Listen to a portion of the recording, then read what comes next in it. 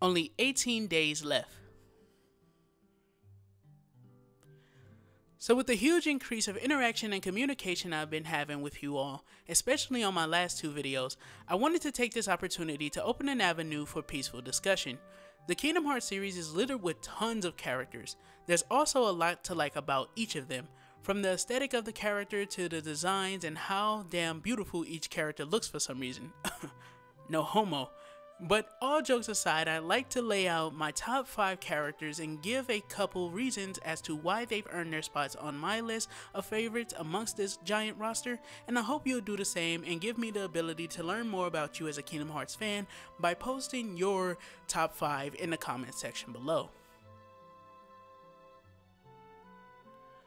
So number 5 is Axel and Sykes. So this duo is very intriguing to me, and the reason why I say this, and I'm going to try and keep it as short as possible with all of these, is because in Kingdom Hearts Birth by Sleep, we see a dynamic between these two characters that definitely seem a lot closer to two guy friends in real life. You know, there's an exchange of banter between the two of them, and of course, because of the fact that they genuinely have this friendship that you know isn't forced, you can tell isn't forced, and of course, it seems like they have this brother-like whimsicality and childlike whimsicality to them in the life that they live, with Isa definitely having this sort of kind of superiority complex to to Lee, but with the two of them, of course, you can tell that they enjoy each other's company, and they enjoy each other's company enough that, of course, they try to do these very rascal-like things, as in the credits you can see them both getting kicked out of the castle in, of course, Radiant Garden. And the reason for that is unknown. What they tried to do is unknown, but you can tell that they're friends because of the fact that they do what every friend does, and that's do stupid shit together. But as time progressed, there's a part of their friendship that is unknown right now.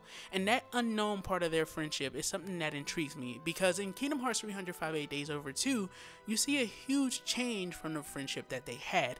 And this huge change is something that is so fucking intriguing. I want to know what happened between these two characters, because one of my favorite lines within 358 Days Over 2 is a line that I don't think too many people understand, is a direct jab at Axel about their old friendship, and that's the line in which Sykes tells Axel, which would you rather suffer the loss of, some make-believe friendship or a real one?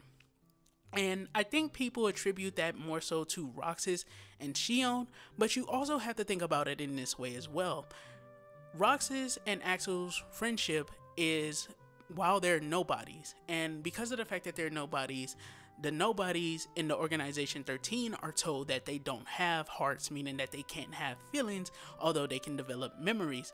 And that would mean that by extension of that, their friendship is false, it's fake, it's something that they do only because they want to do it. They're trying to live out having a friendship. But of course, they know what they feel in their little burgeoning hearts that they have. So of course, Sykes stating that is definitely a hit at Axel about their old friendship, and which would he rather suffer for the loss of? Their friendship when they were somebodies that he knows is real, or the friendship that he has with little old Roxas that doesn't have a heart much like him? And that's something that got to me, man. When I heard that line, I was like, oh shit.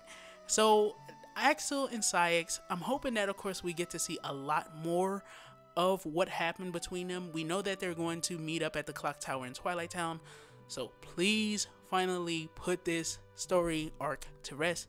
I'm ready to see what the hell happened between these two characters that caused the falling out that they had in 358 Days Over 2, or that you can see they had within 358 Days Over 2. Number 4 on this list is Roxas, and the reason why I like Roxas so much is because Roxas is a character that seems a lot closer to who I was around the time when I found this series and had actually gotten into it. So I got into Kingdom Hearts, I believe, probably around the time when I was like 14, 15. Of course, started with 358 Days Over 2. I know for some people that's a horrible game, but for me, I absolutely fucking adored it and I enjoyed the hell out of it.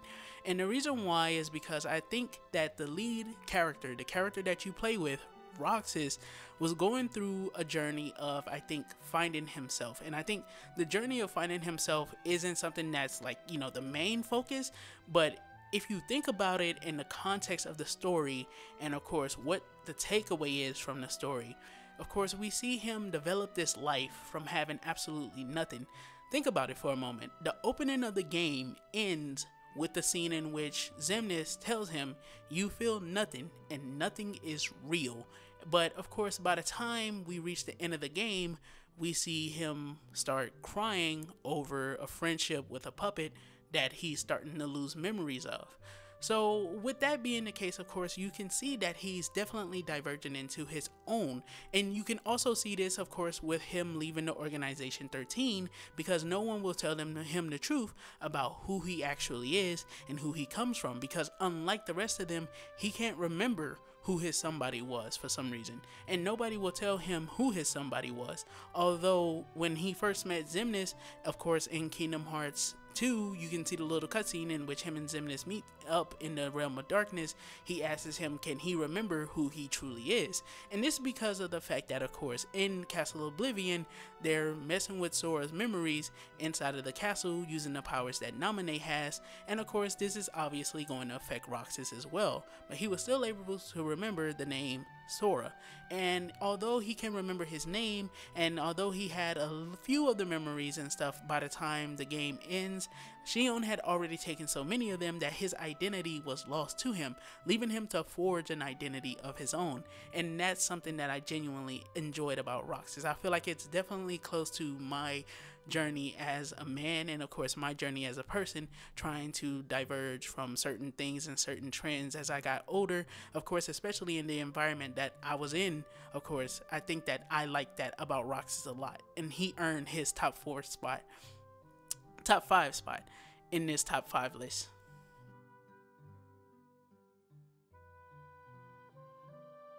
So number 3 is Master Xehanort, and Master Xehanort is on this part of the list. Oh man, he made his way to the top 3. I love talking about Master Xehanort because of how intriguing he is. You realize every new concept introduced to the series is brought on by Master Xehanort. So everything that Ansem has done can be attributed to Master Xehanort. Everything that Xemnas has done can be attributed to Master Xehanort. And another thing I like about him is, like, you know, his quest for knowledge, because this quest for knowledge is essentially what has guided the series. And he wants to get to Kingdom Hearts not for any petty reason like, oh, I want to be a god, I want to be all powerful, but he wants to put balance and equilibrium into the universe to see what happens when the universe is balanced, or because of course he wants to know what happens when the universe is balanced. It doesn't have any malicious intent to it. It doesn't have any kind, even though what he's doing definitely is wrong because of what he's doing to other lives, it isn't malicious from his perspective. And I guess you could say that's cheap, but it isn't malicious from his perspective. And when you think about it, maybe it's not malicious at all. Maybe what he's going to do could have some positive effect on the universe. We just don't know because the universe has never been in balance. When the one world existed before Kingdom Hearts fell, of course the world was bathed in light, as told by Kairi's grandmother's story. But when the world had ended, the world was completely covered by darkness, destroying the world. But when the world was recovered, of course, the world was also put out of balance with the light fucking pushing the darkness into a small corner that we know as the realm of darkness. So of course, with these two forces existing in the universe, Master Xehanort begs to ask, what happens if they're equal? And that's something that I find very interesting.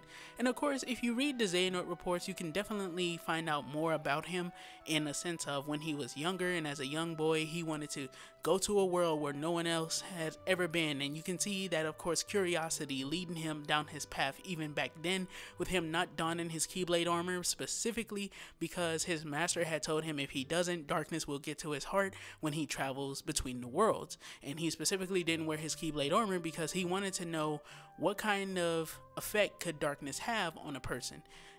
I think that that's so fucking interesting, man, because it shows that he's not only speaking things, but he's about the things that he says, and he's about the things that he wants. And I think that that's something that as a villain is definitely intriguing, and it worries me about the next villain because of course I don't want another villain to come up and just be a copy of Master Xehanort, another character that had things set up up so fucking high, or eventually, of course, it's revealed that Master Xehanort was only a pawn in their grand scheme or some shit like that, because it would take away from the value of everything that we've been through, like the past. I think we're in the 17-year anniversary for Kingdom Hearts, I think, because I think the 15th year anniversary was in 2017, last year was the 16th, and this year is the 17th, right? So if we're in the 17th year anniversary of Kingdom Hearts, and everything up to this point has been done by Master Xehanort, I don't want to get to, of course, Kingdom Hearts 3.1, the game that comes right after Kingdom Hearts 3, if it's not Kingdom Hearts 4, and then we find out, oh, the Master of Masters had all of this shit planned. Now, if he's a puppet, that's different, because of course a puppet doesn't necessarily mean that all of this was planned. It just means that he was influenced by someone else, but that influence transformed into the man that we know. So that's different. But of course, to say that Master Xehanort would be like a whole pawn in like the Master of Masters scheme if he's the next villain, I don't know about that. And that's why I'm hoping the next villain is a character that is a villain towards the light side of the spectrum instead of the darkness side of the spectrum.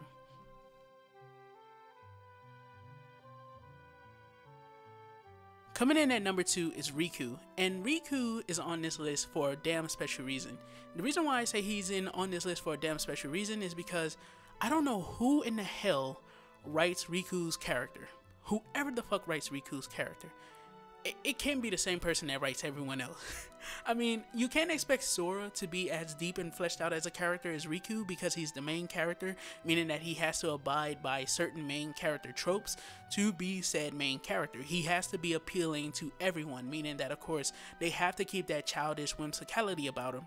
But when it comes to Riku, Riku has so much freaking depth, man, and he has layers upon layers of depth. From the journey that he started in Kingdom Hearts 1, wanting to leave the island so bad he turned his back on his friends, his family. Even though he went after Kairi, he initially had to turn his back on them to go through the door of darkness and wound up in, of course, Hollow Bastion. So he had to turn his back on them at first. And then, of course, seeing him be jealous of Sora because he's going on the journey that he wanted. Meanwhile, he's stuck with Maleficent, looking for Kairi and stuff, trying to get them all together again. And it seemed like Sora doesn't even care, even though that's exactly why he's going on this journey. For Sora, it wasn't even about saving the worlds. It was about finding Kairi and Riku and going back to the island. But Riku didn't know that, and he didn't understand that. And he had this level of jealousy to him that led to the events of him giving his heart over to Ansem. And seeing him have to face the consequences of those actions through so many other journeys, such as his time in the Castle Oblivion and Chain of Memories, and of course how he finally conquers at least the hold on his heart that Ansem had. And of course when he's walking in the credits and he falls to his knees and he tells Mickey not to help him as he stands back up on his own 2 feet. From that point on, you can just feel every single moment that Riku goes through. Everything that Riku goes through, you can feel it yourself, because we all have some form of redemption that we're all looking for from something that we've done in our past. Even if it's smaller than other things, even if it's something that you're making right because of X outcome that you couldn't foresee, or even if it's not as big as, of course, obviously turning on your friends and family and leaving your world to fucking perish. It's never gonna be, it'll never be something that big. But when it comes to Riku, we see him go through these terrors, and we see him have these supporting casts continuously telling him that, you know, it's okay, that he made the mistake that he made.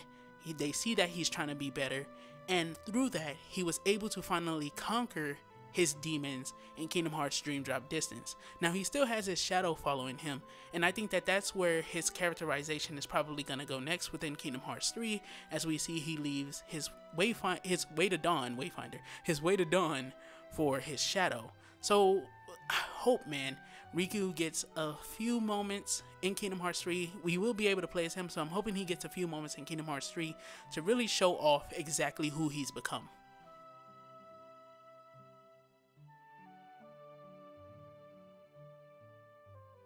And coming in at number 1 is none other than the man himself, Ansem the Wise. Now, Ansem the Wise may be a weird number 1 on this list for some of you, but the reason why I like Ansem the Wise is simple. Ansem the Wise always felt like, to me, even though he's Nordic now, he's always felt like, to me, a good version of Master Xehanort. Now, that's weird to say because, of course, he was Diz. And even though he was Diz, I still think that, of course, Ansem the Wise had some good intentions with the actions that he made. I feel like he just wanted to, of course, learn things about the heart. And he wanted to learn things about, of course, people and what makes the essence of who they are. And he wanted to learn these things not through some type of selfish gain, but to give that information and that knowledge to his people, to the people of Radiant Garden, to his kingdom.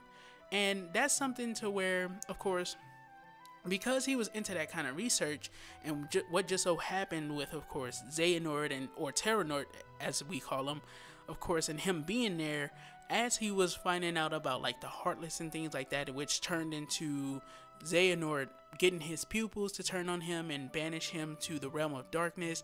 And then what he does comes out of it, and he didn't want. It's a misconception that Diz came out of the realm of darkness and he wanted revenge automatically.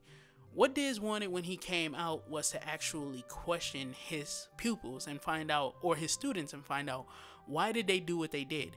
Why did they turn on him? But by the time he had came out, his pupils were no longer just his pupils. They were no longer the people that he knew. They're somebody selves.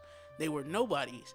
And because they were nobodies, they had joined up in the organization under Xehanort's nobody, Xemnas. And when they joined under him, of course, they started to do these other atrocities, such as getting hearts released with the power of the Keyblade to make Kingdom Hearts. And when they released the power of hearts and stuff and brought about the new Kingdom Hearts that we find out about within 358 Days Over 2, Roxas' year, of course, defeating so many Heartless and getting the Kingdom Hearts in the sky of the world that never was, it started to dawn on, of course, Ansem that these people are no longer the people that he knew, and he wanted revenge on Xehanort, and through Xehanort, extension down to the nobodies that his somebodies had created. And I find it so interesting that when he saw what happened to Riku due to his revenge, he realized that he was wrong, and he apologized to Roxas for taking his life away from him, and that, of course, he could see that Roxas was more than just some husk as he saw them, because the knowledge that we have of nobodies is propaganda promoted by the Organization 13, and because it's promoted by the Organization 13, Ansem went with that type of same thoughts about the nobodies himself. But he was wrong, because Roxas was the proof that, of course, they were more than that. And because they were more than that, even though he couldn't see it because he was blinded by his revenge, he eventually did come to see it when he saw what happened to Riku, because he was no better than Xehanort by making Riku go to the extent that he did just to get Roxas, which didn't have to happen.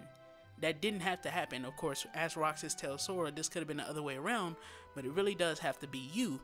And the reason, of course, Ansem makes his way on this list is because this man monologues so damn well. His fucking lines are fucking amazing. I don't think there's a cutscene that gives me so much gratification and so many chills as the cutscene with Riku and Ansem on the Destiny Islands in Kingdom Hearts Dream Drop Distance. He monologues so damn well. The story of Ansem the Wise is so damn good, man. I would love, we could never get a game around Ansem the Wise because he doesn't have any fighting abilities, but I would love to get like, a Kingdom Hearts back cover kind of movie of the events that happened before, of course, Kingdom Hearts 2, when we see him get banished and stuff like that, and then, of course, him become Diz, and it can end with Diz leaving the realm of darkness, or him coming to Castle Oblivion and finally getting engaged with the actual story by, of course, talking to Riku and King Mickey, who he also knows. And it's interesting because King Mickey, when he first met him, actually tried to get him to stop doing what he was doing, because of course King Mickey knew about the power of heart and of course the Keyblade and the darkness and stuff within the hearts. Even though he didn't write the Ansem reports, the first book of Ansem reports, he wrote the secret Ansem reports, but not the first one. And I think that that's so damn cool, man. Oh man, I want to see more of Ansem, but he monologues so damn well. He's a damn good character. And that's my list of top 5 characters within Kingdom Hearts. So let me know what you guys' lists are in the comment section below. I hope that this opening for peaceful discussion is something that actually gets you guys talking, because I've been waiting to do a video like this for a very long time. I know I've been killing it with the theories, and maybe tomorrow's video will be a theory, but I just wanted to take a sec to talk about my top 5 characters and see how it compare and contrast to you guys' top 5 characters, so I can learn a little bit more about who you are as a Kingdom Hearts fan. This is being your boy Amaziah. Don't forget to do a little A-class gaming and everything you do. Don't forget to keep it A-class, and I'll catch you guys in the next one. Peace the heck out.